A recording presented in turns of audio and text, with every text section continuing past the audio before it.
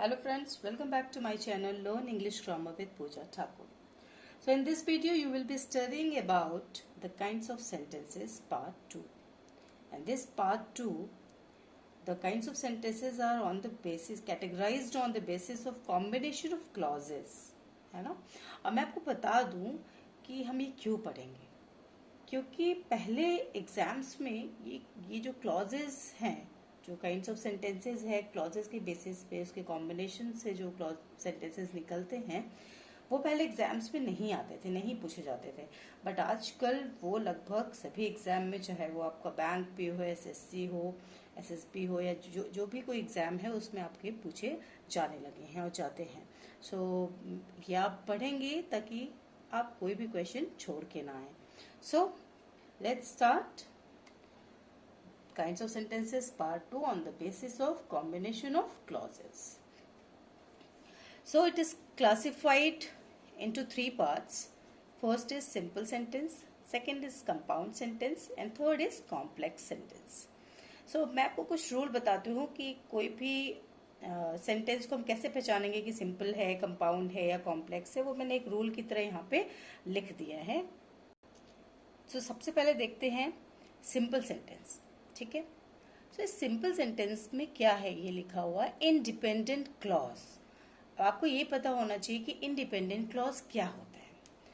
सो independent clause वो होता है जिसमें कुछ ऐसे वर्ड्स हो, कुछ ऐसे ग्रुप ऑफ वर्ड्स जिसमें एक सब्जेक्ट हो और एक वर्ब हो, ठीक है। सब्जेक्ट और वर्ब, यहाँ पे वर्ब का जो सेंस है वो हमारे प्रेडिकेट से भी है, सब्जेक्ट एंड प्रेडिकेट। बिकॉज आपको पता है, मैंने लास्ट वीडियोस में बताया है कि जो प्रेडिकेट है वो वर्ब होता है, जहाँ से वर्ब स्टार्ट होता है वो पार्ट पूरा प्रेडिकेट होता है।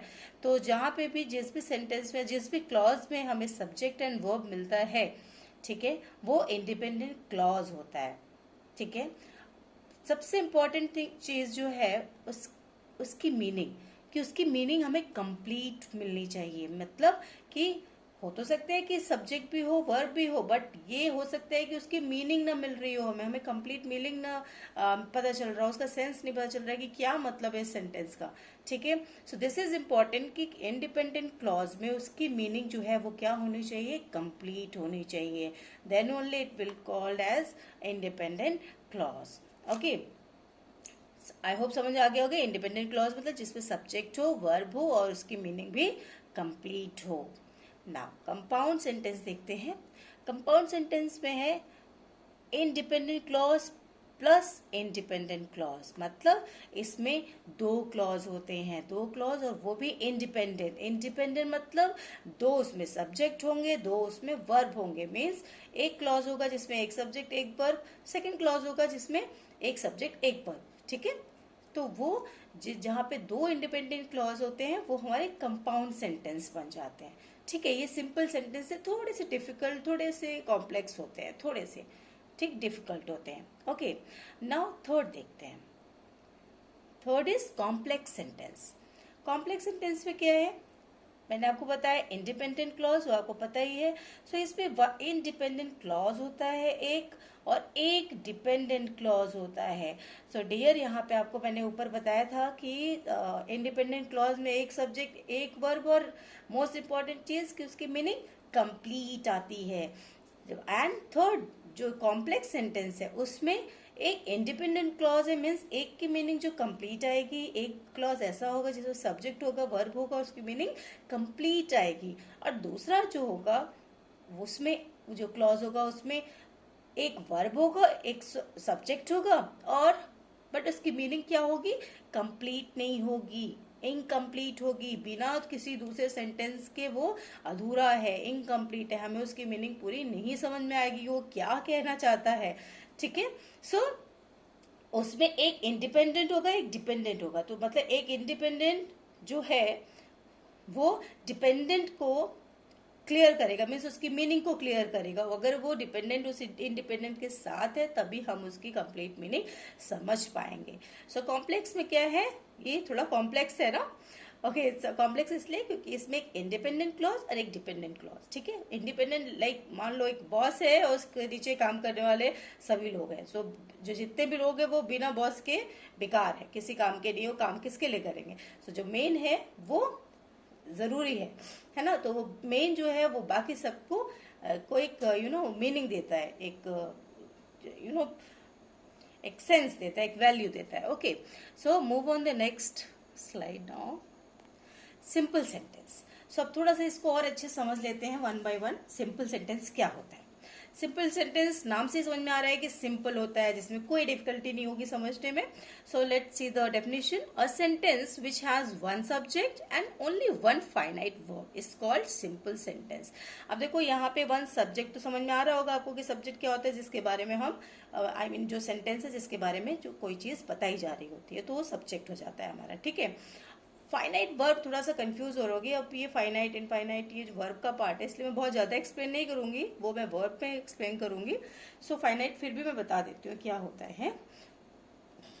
सो ये फाइनाइट वर्ब जो है उसका सब्जेक्ट के साथ कुछ लिमिटेड एग्रीमेंट होता है। मतलब सब्जेक्ट के साथ कैसा एग्रीमेंट मीन्स कि अगर सब्जेक्ट प्रेजेंट टेंस में है तो वर्ब भी प्रेजेंट टेंस में जाएगा, अगर जो वो पास्ट टेंस में है तो वर्ब भी पास्ट टेंस में जाएगा, उसी तरह फ्यूचर टेंस में अगर है तो हमारा वर्ब भी फ्यूचर टेंस में जाएगा। तो ये सब्जेक्ट के साथ जो है वर्ब चेंज होता है ना।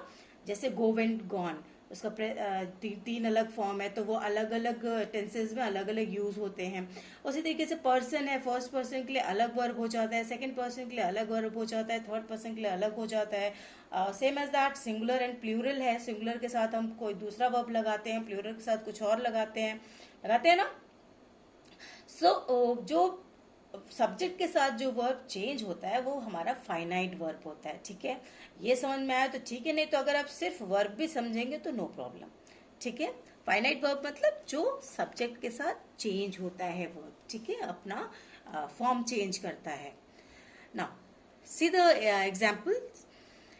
First is apples are of red colour. यहाँ पे हमारा सब्जेक्ट क्या है, किसके बारे में बोला जा रहा है, एप्पल्स के बारे में। So this apple is a subject here. Are क्या होता है, एज एम आर, ये सारे ऑक्सिलरी वर्ब्स है ना, हेल्पिंग वर्ब जो है। तो ये आर हमारा क्या है, वर्ब है, ठीक है। एप्पल्स यहाँ प्लूरल है तो प्लूरल के साथ आर हो गया। अगर सिर्फ एप्पल होता तो एज होता ना। सो यही देखिए फाइनाइट वर्ब इसे कहते हैं कि सब्जेक्ट के साथ जो चेंज हो गया वर्ब, है ना।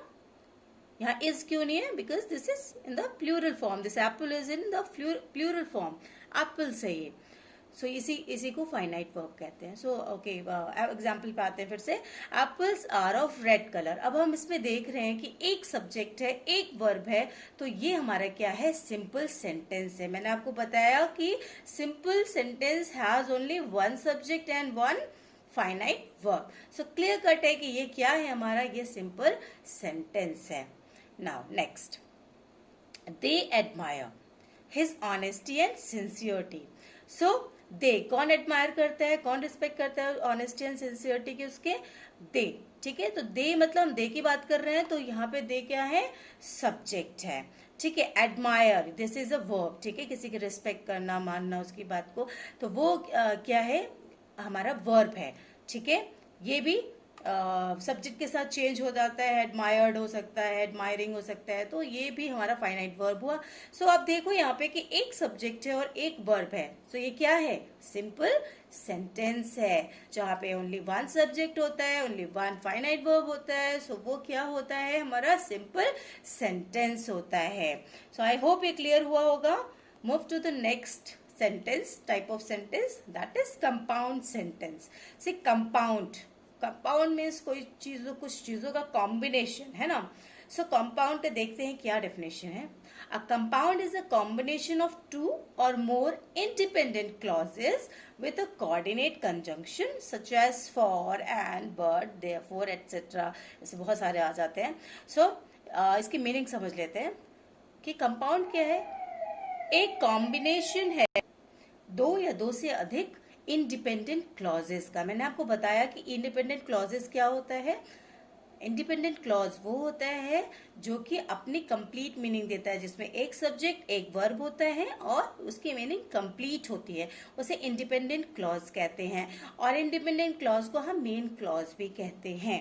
ओके, सो ये जो है या कोऑर्डिनेट क्लॉजेस भी कहते हैं, ठीक है। कोऑर्डिनेट क्लॉज, इंडिपेंडेंट क्लॉज या main clause, all these three things are same. Okay okay, now दो या दो से ज्यादा इंडिपेंडेंट क्लॉज होते हैं, प्लस वो किस कंबाइन होते हैं, वो कनेक्ट कैसे होते हैं, एक कोऑर्डिनेट कंजंक्शन के साथ वो कनेक्ट होते हैं। कोऑर्डिनेट कंजंक्शन मतलब जो दोनों सेंटेंसेस को सपोर्ट करता है, कोऑर्डिनेट करता है, ठीक है, दोनों की मीनिंग देता है, जिससे कि होता है कि एक मीनिंग एक सेंटेंस दूसरे सेंटेंस के बिना अधूरा है या मीनिंगलेस है, ठीक है। सो इसमें ये चीज इंपॉर्टेंट है कि दो या दो से ज्यादा इंडिपेंडेंट क्लॉजेस होते हैं, ठीक है, और उसमें कोऑर्डिनेट कंजंक्शन से उसे जोड़ा जाता है, ठीक है।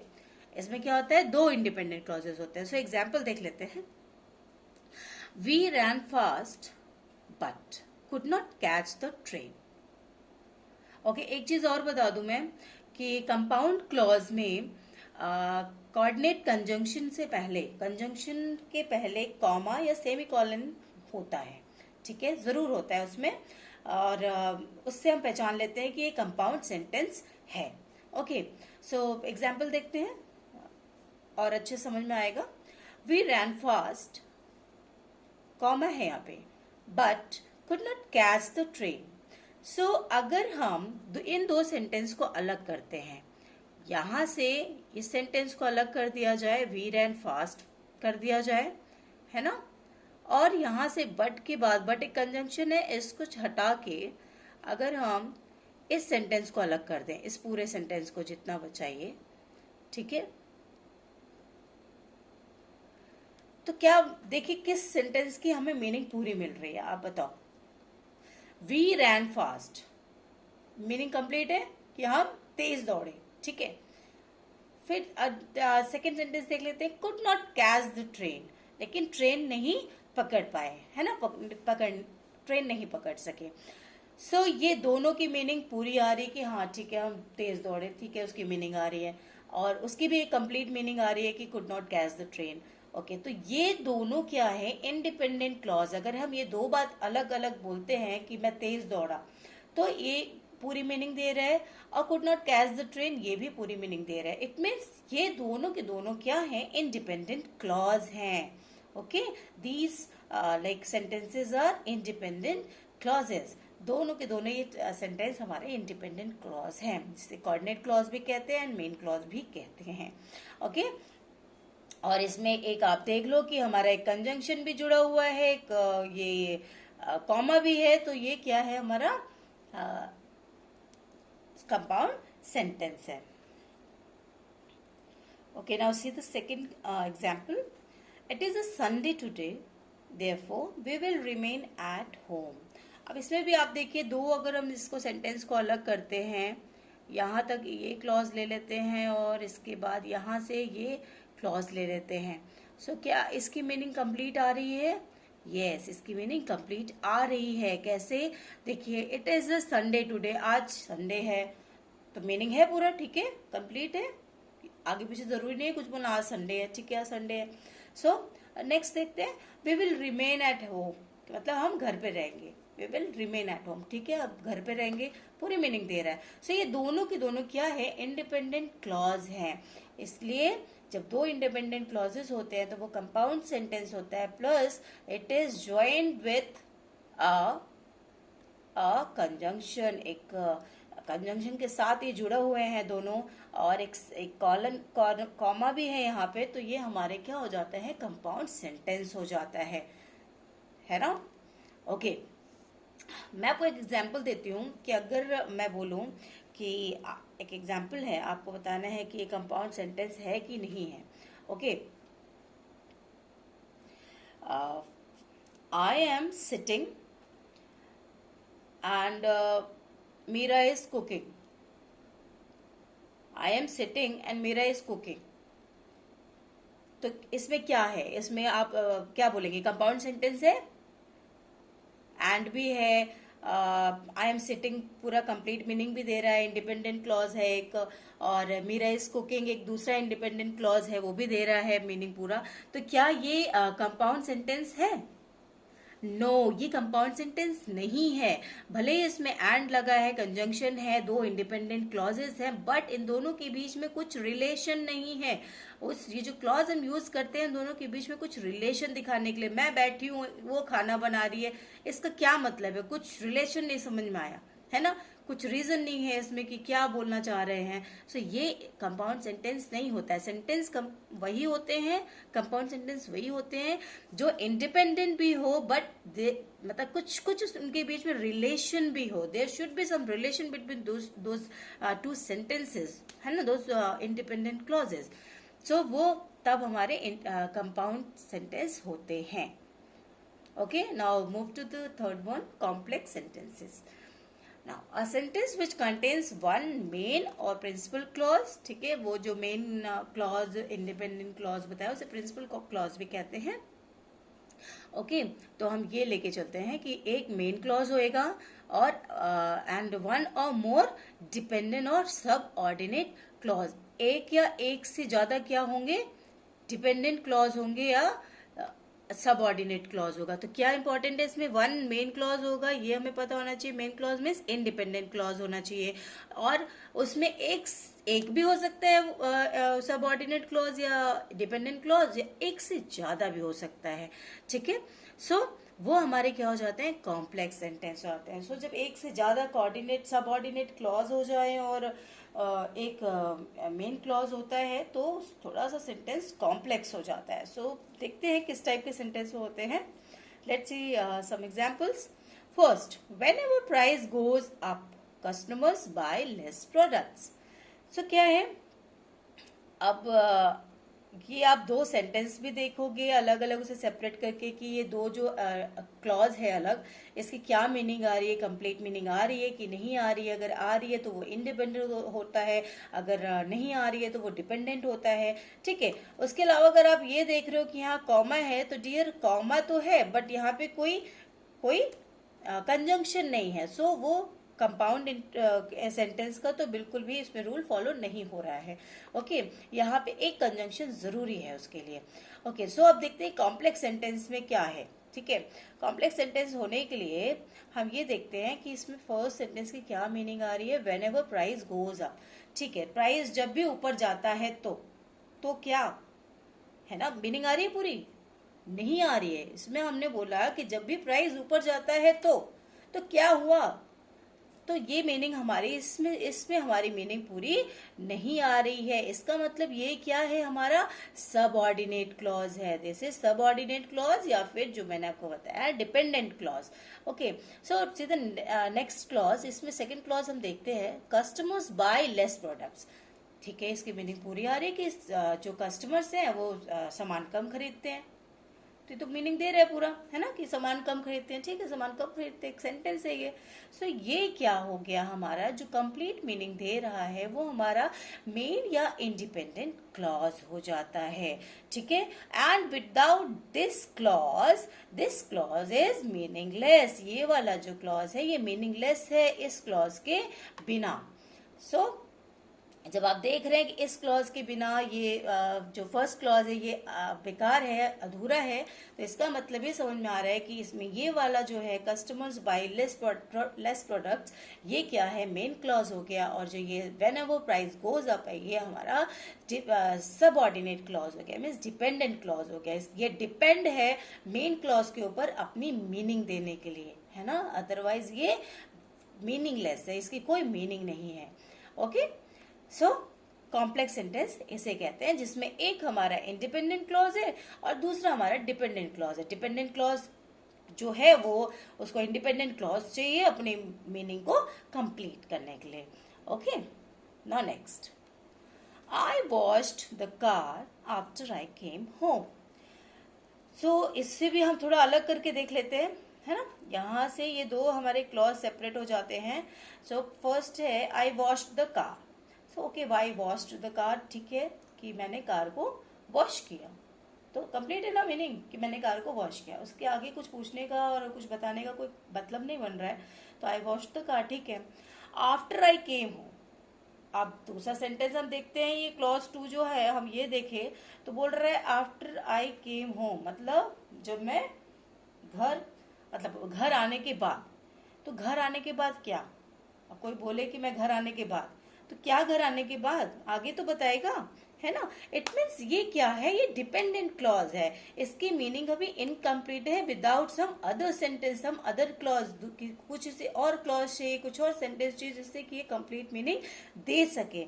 सो जो जिसकी मीनिंग कंप्लीट नहीं आ रही है वो हमारा डिपेंडेंट क्लॉज हो जाता है, और जिसकी मीनिंग कंप्लीट आ रही है वो हमारा इंडिपेंडेंट क्लॉज हो रहा है। जिसमें ये दोनों चीज आ रहा है वो हमारा कॉम्प्लेक्स सेंटेंस हो जाता है। ओके, सो और आप देख ही रहे हो सभी में हमारा सब्जेक्ट भी है, हमारा वर्ब भी है, इधर भी देख लो या इधर भी देखिए तो सब्जेक्ट भी है और हमारा वर्ब भी है। तो हर एक उसमें क्लॉज होने के लिए आपको सब्जेक्ट और वर्ब होना चाहिए। और आप खुद से सब में देख लो जरा एक बार बैक जाके भी, हर एक सेंटेंस में आपको एक सब्जेक्ट और एक वर्ब मिलेगा ही मिलेगा, ठीक है ना, तभी तो वो क्लॉज बनेगा, ठीक है। सो अब थर्ड क्वेश्चन पे देखते हैं। Nirmala studies with Arpan, Who is the neighbor that she likes most? अब इसमें दो सेंटेंस नहीं, इसमें तीन क्लॉज बन रहे हैं। फर्स्ट क्लॉज हमारा ये हो गया Nirmala studies with Arpan, second clause हमारा हो गया हु इज द नेबर हो गया, और थर्ड हो गया that she likes most, this is the third one. So ये जो हमारे तीन क्लॉजेज हो गए हैं, मैंने आपको बताया कि इसमें एक मेन क्लॉज होगा और दो डिपेंडेंट क्लॉज होंगे, है ना, एक इंडिपेंडेंट होगा और दो या दो से ज्यादा डिपेंडेंट क्लॉज हो सकते हैं। सो यहाँ पे हम दो डिपेंडेंट क्लॉज देख रहे हैं। सो मीनिंग देख लेते हैं एक बार, तब हम डिसाइड करेंगे कि डिपेंडेंट है कि इंडिपेंडेंट है। Okay, so Nirmala studies with Arpan, Nirmala Arpan के साथ पढ़ती है। तो ठीक, ये सेंटेंस की मीनिंग पूरी आ रही है ना, निर्मला अर्पण के साथ पढ़ती है, ठीक। सो इसकी मीनिंग कंप्लीट आ रही है, तो ये हमारा मेन क्लॉज है, इंडिपेंडेंट क्लॉज है। अब सेकंड देख लेते हैं, second clause, who is the neighbour. अब who is the neighbour, who means किसके लिए बोला जा रहा है, ये निर्मल अर्पण के लिए बोला जा रहा है ना, कि अर्पण जो है उसका नेबर है ना। नहीं, निर्मला स्टडीज विथ अर्पण, निर्मला अर्पण के साथ पढ़ती है जो कि उसका नेबर है, ठीक। सो अर्पण यहाँ नेबर है उसका। सो बिना अर्पण के ये इनकम्प्लीट है। हु कौन है नेबर, यहाँ नहीं समझ में आ रहा है सिर्फ अगर हम इस क्लॉज को देखते हैं। सो थर्ड वाले को देख लेते हैं, दैट शी लाइक्स मोस्ट, जिसे वो सबसे ज्यादा पसंद करती है। सो जिसे मीन्स किसे, अगर सिर्फ लिखा हो दैट शी लाइक्स मोस्ट, या मैं सिर्फ अगर बोलूं कि जिसे वो ज्यादा सबसे ज्यादा पसंद करती है, तो आप पूछेंगे ना किसे। सो इसका मतलब ये जो क्लॉज है this is incomplete, okay, it's meaning is incomplete. So if the meaning is incomplete, what is that, it is dependent clause. And this is also dependent clause because ये जो है इस अर्पण के बिना अकेला है, बिना अधूरा है। सो हमारा जो सेंटेंस है जो मीनिंग दे रहा है वो सिर्फ ये फर्स्ट वाला दे रहा है, निर्मला स्टडीज विद अर्पण। सो यहाँ क्लियर हो जाता है कि हमारा जो फर्स्ट क्लॉज है वो हमारा मेन क्लॉज है, this second clause is the dependent clause and this third clause is also a dependent clause. So जहां एक या एक से ज्यादा dependent clause होता है और एक main clause होता है, वो हमारा क्या हो जाता है, yes, वो हमारे complex sentences हो जाते हैं। So this is clear, I hope.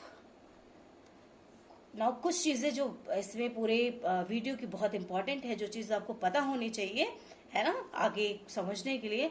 सो वो मैंने एक जगह पे लिख दिया है। सो लेट्स रिकैप, ओके, आपको दिमाग में रखना है, bear in mind. Now first देख लेते हैं, on the basis of combination of clauses sentences are divided into 3 parts. So clauses की बेसिस पे इनके कॉम्बिनेशन से जो बनते हैं सेंटेंसेस वो कितने पार्ट्स में है, 3 पार्ट्स में डिवाइड हुए हैं। कौन कौन से पार्ट्स है, simple, compound and complex sentence. Okay, second देख लेते हैं, independent clause are meaningful and dependent clause are not. So जो इंडिपेंडेंट क्लॉज है वो पूरा मीनिंग देते हैं, ठीक है, डिपेंडेंट क्लॉज जो है वो पूरी मीनिंग नहीं देते हैं, ठीक है, इनकम्प्लीट होते हैं।